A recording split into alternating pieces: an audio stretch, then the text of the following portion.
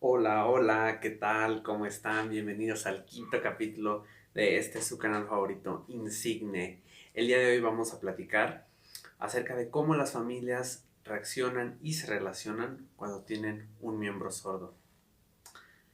Mm, Habíamos mencionado en capítulos anteriores que la primera atención que recibe la familia es la perspectiva médica, obviamente porque del diagnóstico para la hipoacusia o para los niveles de sordera que tendrá el niño que llevan como paciente.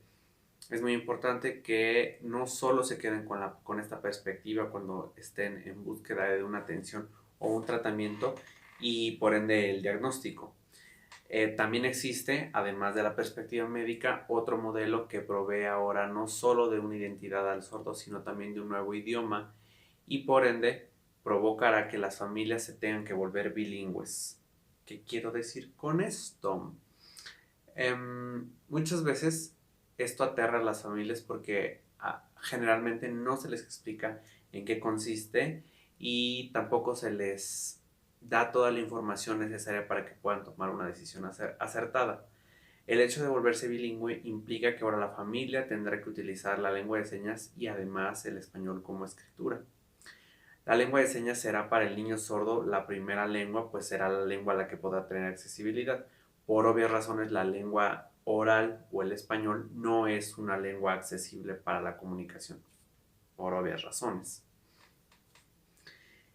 Este nuevo modelo, que es el modelo eh, sociocultural o sociolingüístico, o bueno, el nombre y apellido que le quieran llamar, pero este hace énfasis en que las familias aprendan lengua de señas mexicana y con ello propicien la comunicación con el sordo. Un detalle muy importante de esto, y que es importante que lo sepan, es que la mayoría de los sordos nacen o adquieren la sordera en familias de oyentes, es decir, son familias que no tienen contacto con la lengua de señas mexicana ni tampoco tienen contacto con ningún sordo en ningún otro ámbito de la vida. Aparecen estos sordos en familias que no tienen absolutamente ningún contacto con las señas, por lo tanto es muy complicado el hecho de volverse bilingües de la noche a la mañana. Por otra parte, los sordos que nacen en familias de sordos, pues de manera natural adquirirán la lengua de señas, sea porque algún familiar sabe la lengua de señas por ser sordo o porque alguno de los padres o ambos son sordos, utilizan la lengua de señas y este será el medio para que se comuniquen con sus hijos. Desgraciadamente, me ha tocado ver dos cosas.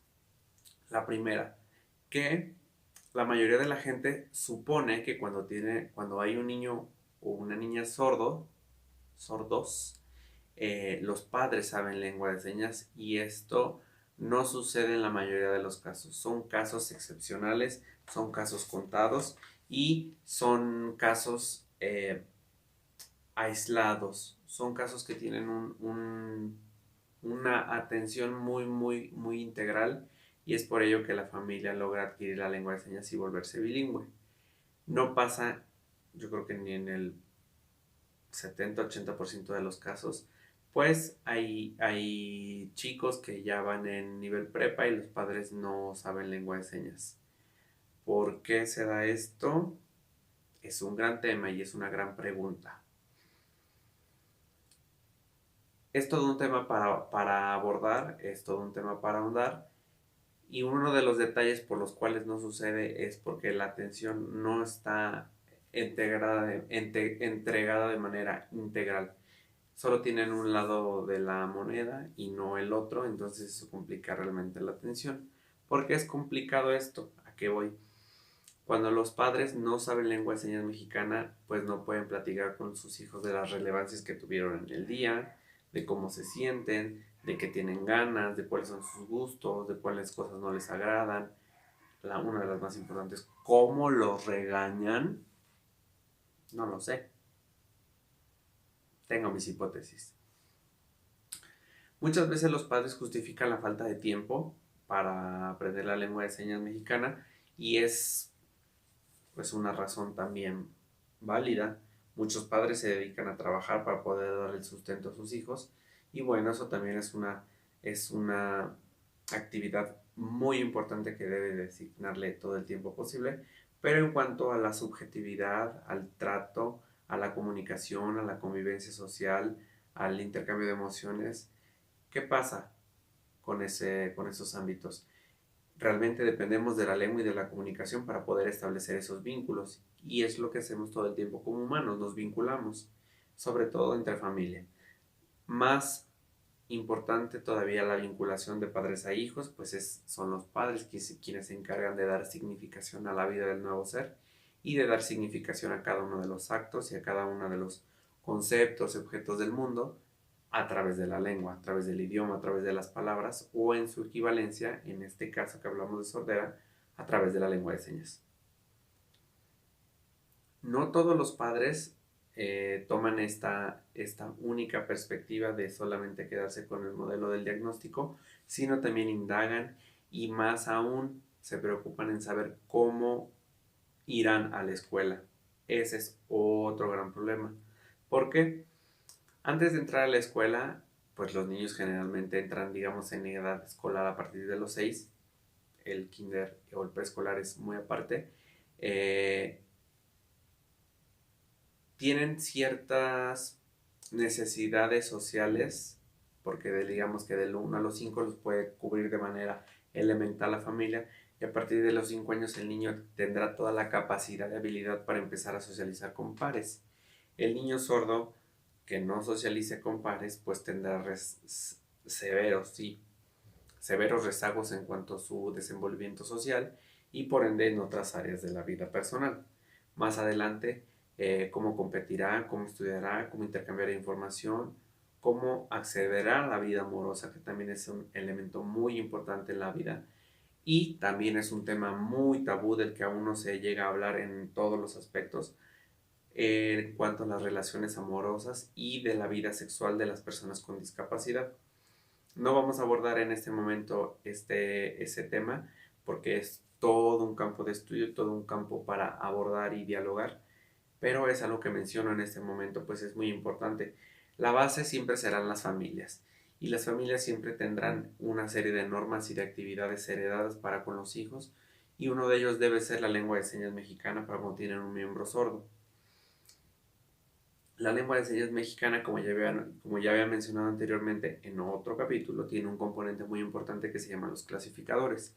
Los clasificadores proveen de riqueza, naturalidad y fluidez a la lengua de señas y le dan connotación en sentido gráfico, pues podemos referenciar objetos de la vida cotidiana con nuestras manos.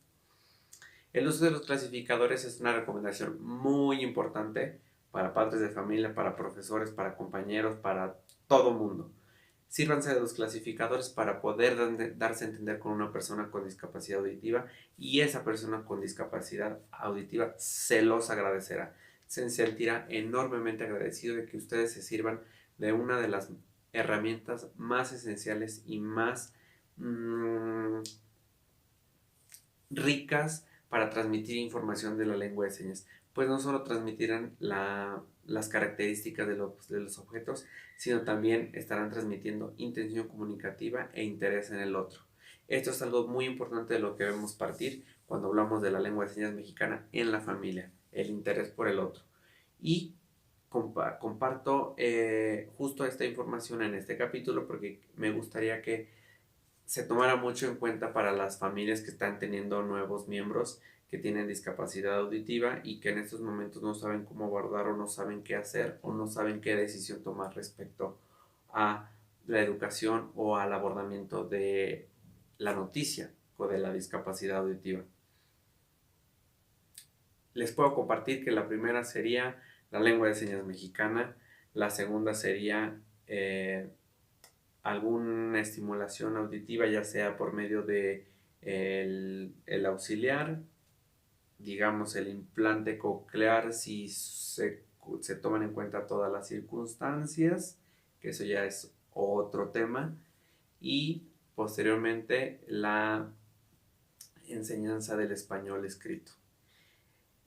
Estos tres componentes son muy importantes, pues serán la lengua de señas mexicana, de la mano de algún auxiliar auditivo vendrá la oralización, también en caso de que la gente lo decida, y posteriormente la enseñanza del español escrito. Estos serán nuestros ejes rectores de recomendación para la noticia del diagnóstico o ante la llegada y la bienvenida de un nuevo miembro sordo en la familia.